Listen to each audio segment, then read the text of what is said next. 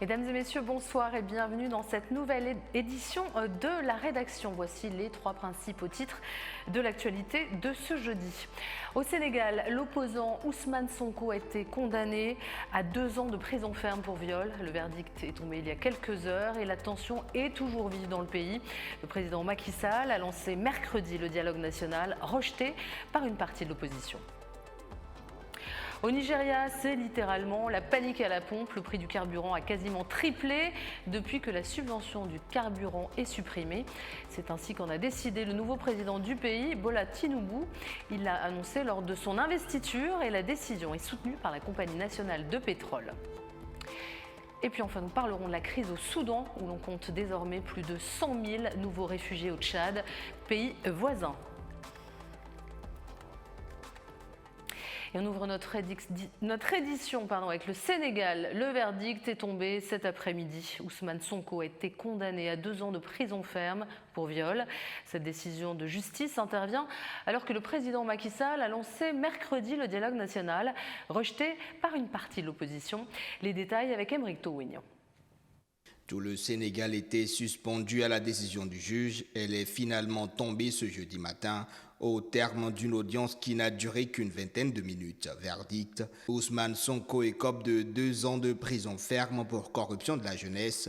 Même peine pour Kadine Diaye, la patronne du salon de beauté, lieu du viol présumé, condamnée elle pour incitation à la débauche.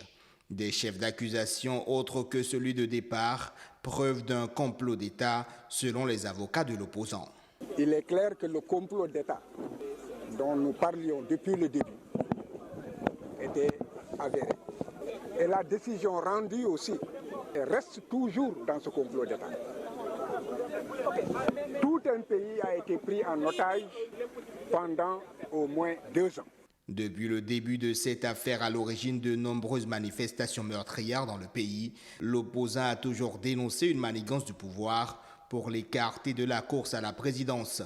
Acquitté des chefs d'accusation de viol et de menaces de mort, les chances d'Ousmane Sonko de concourir à la présidentielle dans 9 mois sont désormais sérieusement compromises. Ce que l'opinion doit retenir aujourd'hui, c'est que Ousmane Sonko n'a pas violé Adji Sarr. Ce que l'opinion doit retenir aujourd'hui, c'est que Ousmane Sonko n'a pas menacé Adji Sarr de mort. Et pour moi, il s'agissait pour nous de la défense. L'objectif était de salir un homme, cet objectif n'a pas été réussi. L'autre objectif était de le rendre inéligible. Cet objectif a eu l'effet escompté parce qu'aujourd'hui, avec cette peine-là et en l'état actuel des choses, Ousmane Sonko ne peut pas être candidat à la compétition électorale de 2024. À part la condamnation à 2 années d'emprisonnement ferme, Ousmane Sonko et sa co-accusée Kadine Diaye devront payer en dédommagement à Adji Sarr une somme d'environ 30 000 euros. Ajoutez à cela une amende de 1 000 euros chacun par crainte de heurts. Les écoles, des commerces ou l'université de Dakar sont fermées. Le domicile du leader du PASTEF est toujours sous haute surveillance policière. Crise au Soudan. Les États-Unis ont assuré jeudi qu'ils restaient prêts à assurer une médiation, mais à condition que ceci soit sérieux au sujet d'une trêve, après l'échec des pourparlers en Arabie saoudite. Soudan toujours, le nombre de Soudanais ayant fui au Tchad voisin avec le conflit qui ensanglante le pays depuis 1 mois et demi a dépassé les 100 000 personnes. C'est ce triste constat dont s'alarme jeudi le Haut Commissariat de l'ONU pour les réfugiés, le HCR, qui réclame un soutien financier d'urgence. Plus de détails avec Soukaina Askali. Il serait désormais au moins plus de 100 000 réfugiés soudanais à avoir fui au Tchad. Ce nouveau chiffre a été donné ce jeudi par le Haut Commissariat de l'ONU pour les réfugiés qui réclame un soutien financier. On estime que jusqu'à 200 000 nouveaux réfugiés de plus pourraient être forcés de fuir vers le Tchad dans les 3 mois à venir. La majorité de ces réfugiés sont originaires du Darfour, région de l'ouest soudanais frontalière avec le Tchad. Au 29 mai, près de 115 000 arrivées avaient déjà été enregistrées, dont 90 000 Soudanais et près de 25 000 non-Soudanais. Parmi eux, plus de la moitié sont des femmes enregistrées à l'est du Tchad, tandis que de nouvelles arrivées se poursuivent à Wadifira, Kadaï et Silla. La saison des pluies arrivant dans les prochaines semaines, nous avons besoin d'une logistique massive pour déplacer les réfugiés des zones frontalières afin d'assurer leur sécurité et leur protection. Nous avons un besoin urgent de financement. J'invite la communauté internationale à nous fournir ces moyens pour continuer à intensifier les interventions et sauver des vies. Pour fournir une protection et une assistance vitale à toutes les personnes réfugiées ou déplacées au Tchad, le Haut-Commissariat des Nations Unies pour les réfugiés a besoin de plus de 214 millions de dollars, dont 72,4 millions pour la réponse d'urgence à la crise des réfugiés soudanais. Selon l'organisation onusienne, seuls 16% sont financés pour le moment. Le mandat de la force est-africaine est prolongé jusqu'à septembre en République démocratique du Congo. En effet, les 7 pays de la communauté d'Afrique de l'Est, EAC, ils ont annoncé avoir prolongé jusqu'au mois de septembre le mandat de leurs forces militaires chargées de réduire les violences dans l'Est de la République démocratique du Congo. Cette décision est d'ailleurs très critiquée par Kinshasa. Fini la subvention du carburant au Nigeria, ainsi en a décidé le nouveau président du pays. Bola Tinubu l'a annoncé lors de son investiture et la décision soutenue par la compagnie nationale de pétrole provoque la panique des automobilistes dans les villes nigérianes. On fait le point avec Mathieu Nicolas. De longues files d'attente devant les stations-service de la capitale. Mardi, les habitants d'Abuja se sont rués vers les pompes à essence au lendemain d'une annonce qui n'est pas passé inaperçu. Le nouveau président Bola Tinubu ne compte pas continuer à subventionner le carburant au Nigeria. Une sortie qui a semé un vent de panique chez les consommateurs qui craignent une augmentation importante du prix du carburant à court terme. Comme vous pouvez le voir avec ce genre de file d'attente, si elle dure jusqu'à une semaine, je suis sûr que certaines stations-service vont commencer à fermer, nous disant qu'elles n'ont pas de carburant. Ils ont vu comment le dernier régime a fait souffrir les gens. Alors je m'attends à ce qu'ils apprennent de leurs erreurs. Annoncé lors de la campagne présidentielle de Bola Tinubu, la suppression de ces subventions a pour but d'investir dans d'autres domaines. Infrastructures publiques, éducation, soins de santé ou encore emploi. Une mesure impopulaire auprès des Nigérians, mais le gouvernement justifie son choix par les sommes astronomiques dépensées dans le domaine. Les Nigérians imaginent déjà l'impact de cette annonce sur leur quotidien. L'impact immédiat sera l'inflation, surtout le transport. Notre système de transport au Nigeria est principalement par voie terrestre, donc lorsque le transport est élevé, les prix des marchandises vont grimper. Au cours des 10 dernières années, les autorités nigérianes ont tenté de supprimer ces subventions à plusieurs reprises, en vain. Chaque fois, elles ont dû faire machine arrière face à la colère de la population, gonflée à bloc par les syndicats. À peine investi président, Bola Tinubu pourrait déjà faire face à la colère des Nigérians si cette mesure avait des répercussions sur leur quotidien. Direction le Cameroun maintenant pour parler de la médecine traditionnelle qui cherche sa voie. En effet, les praticiens de santé au Cameroun ont tenu hier, mercredi, à Yaoundé, leur 4e assemblée générale. Nos reporters sur place étaient là. Gaël Jacam, Pierre Parfait Ndongo, montage Cyril Nguijoy.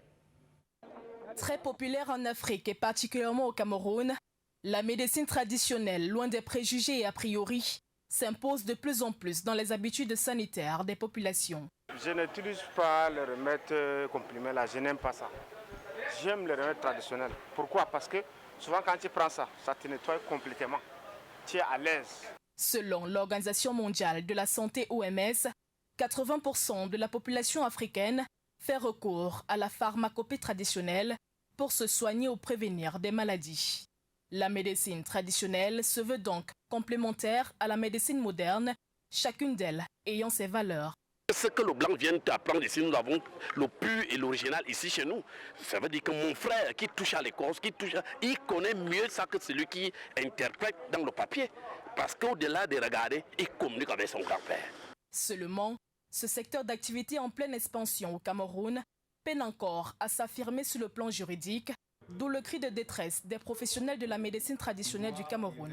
Nous voulons vraiment que la médecine traditionnelle sorte de l'ornière, qu'elle crame au monde entier, qu'elle peut faire mieux. Des tradipraticiens engagés depuis 1974 dans la quête perpétuelle de la santé des populations qui ne demandent qu'à exercer leur profession de manière légale et voir ainsi leurs conditions de travail améliorées.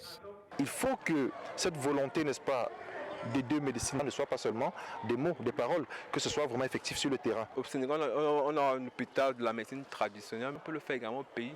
Il s'agit de la volonté politique. La réglementation de ce secteur passe dès lors par l'adoption d'une loi à l'Assemblée nationale et l'appui du ministère des Arts et de la Culture. Le ministre de la Santé nous a rassurés sur le fait que l'avant-projet de loi était déjà à un niveau avancé. Donc nous pensons que cette loi sera bientôt disponible. Réunis au cours de l'Assemblée générale des tradipraticiens de santé au Cameroun, ces professionnels lancent un appel à la solidarité et à la mutualisation des efforts dans ce voyage entamé il y a 49 ans pour que cette profession qui se veut noble et digne prenne véritablement son envol au Cameroun. Place maintenant au reste de l'actualité internationale préparée aujourd'hui par Noël Ndong et Michel Tran. Nous irons en Centrafrique où des manifestations ont éclaté après l'annonce d'un référendum constitutionnel.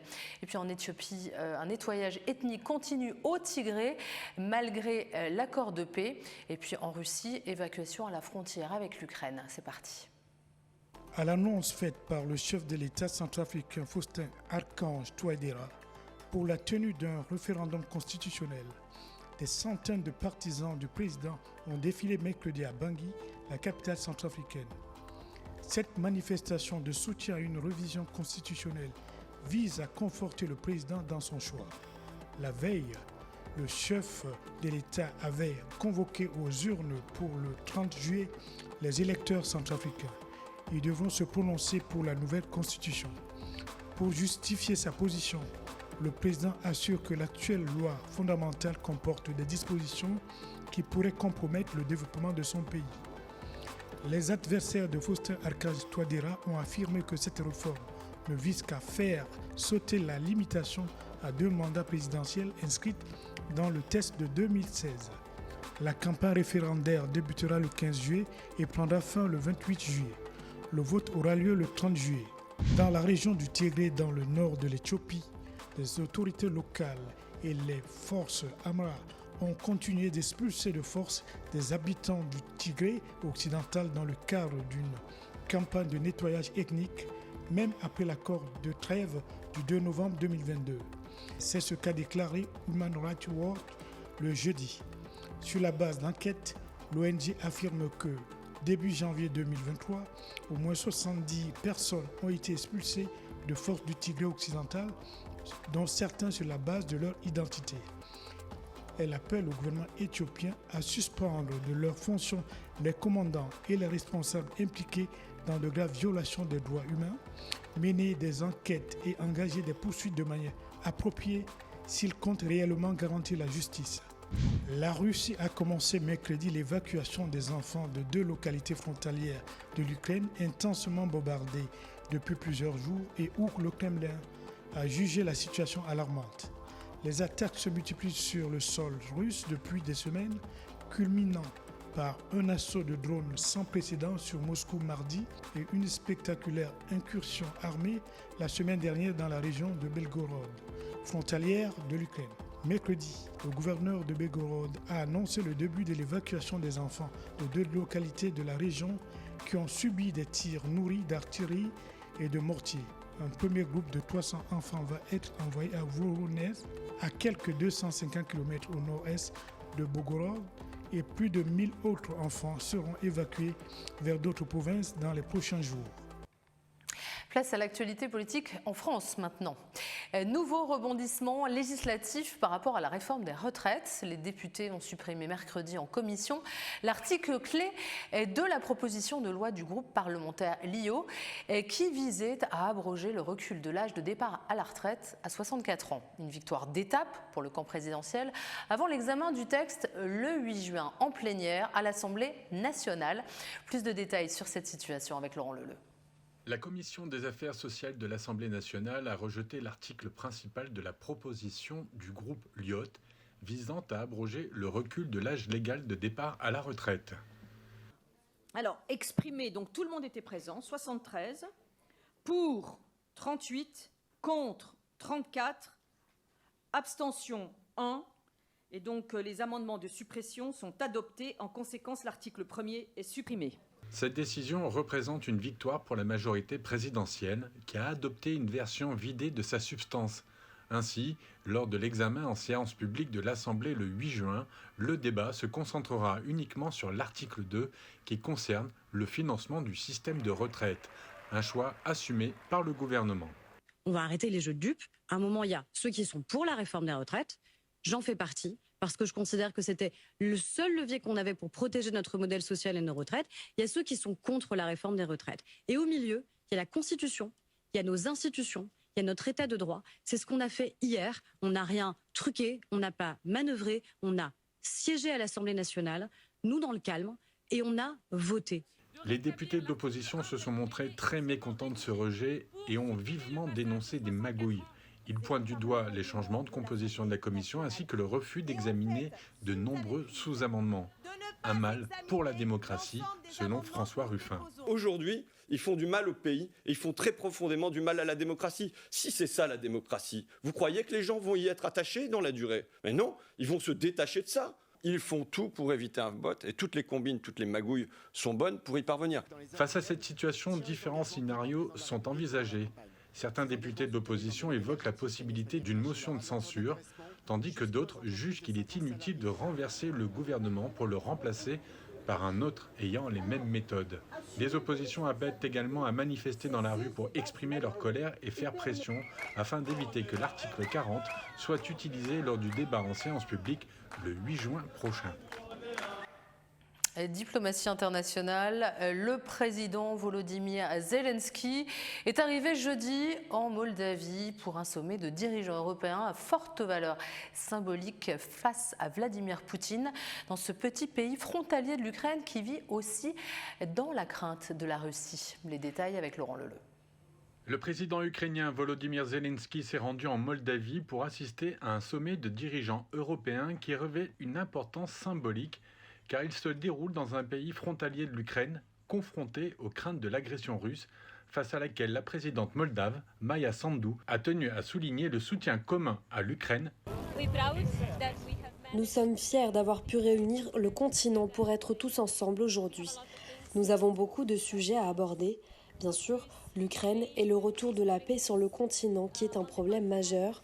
C'est pour cette raison que nous devons réaffirmer notre soutien à l'Ukraine qui résiste à l'agression russe. La Moldavie, rarement présente sur le devant de la scène internationale, a saisi cette occasion pour exprimer son désir de rejoindre l'Union européenne, alors que l'Ukraine cherche à obtenir le statut de candidat officiel. En revanche, pour ce qui est de l'OTAN, le président Zelensky a été très clair. L'Ukraine est prête à faire partie de l'OTAN, quand l'OTAN sera prête à nous accueillir. Il est important aujourd'hui d'avoir des garanties sur sa sécurité, non seulement pour l'Ukraine, mais aussi pour nos voisins. L'agression de la Russie vis-à-vis de l'Ukraine peut aussi bien arriver dans d'autres parties de l'Europe.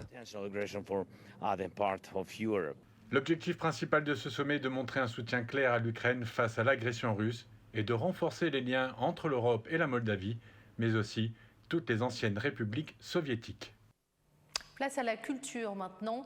Le réalisateur malien Souleymane Cissé, lauréat du Carrosse d'Or, est de retour au pays pour la plus grande fierté de ses concitoyens. En effet, le Malien a rejoint le cercle très fermé des lauréats où on peut retrouver Clint Eastwood, David Cronenberg, Martin Scorsese et Kelly Reichardt en 2022 en recevant le prix du Carrosse d'Or en ouverture de la quinzaine des réalisateurs du Festival de Cannes. Souleymane devenait donc la semaine dernière le premier premier lauréat africain de la récompense. Et bravo à lui pour son travail. Reportage.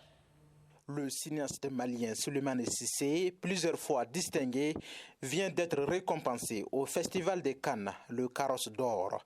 Une récompense accueillie avec fierté par les Maliens qui lui ont réservé un accueil de grand jour. Souleymane Cissé dédie d'abord son prix à sa famille et ensuite à son pays, le Mali. Je remercie le Mali.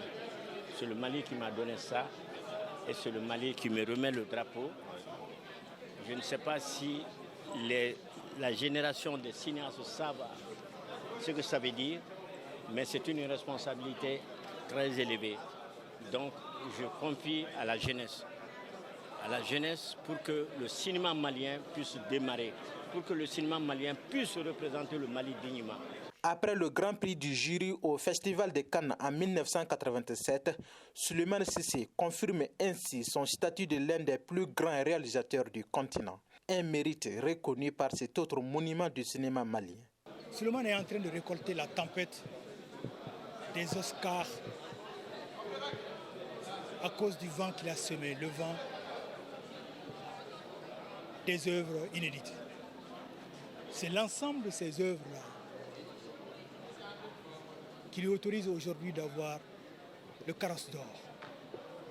Il a mérité depuis Demousseau et peut-être on pourra dire depuis 5 jours d'une vie jusqu'à Oka. Ce sont des films inédits. Si depuis 1979, Souleymane Cissé glane les distinctions sur le continent à travers les festivals, tel n'est pas le cas dans son propre pays, où certaines de ses œuvres font objet de censure, comme c'est le cas avec son dernier film Oka, d'où le cri de cœur du cinéaste à l'endroit du pouvoir public malien. Je salue la présence de ma sœur qui ont tourné dans le film Oka, qui est la seule survivante aujourd'hui. Et je demande aujourd'hui, vraiment c'est une demande, que leur thème puisse sortir Oka à cause de cette occasion.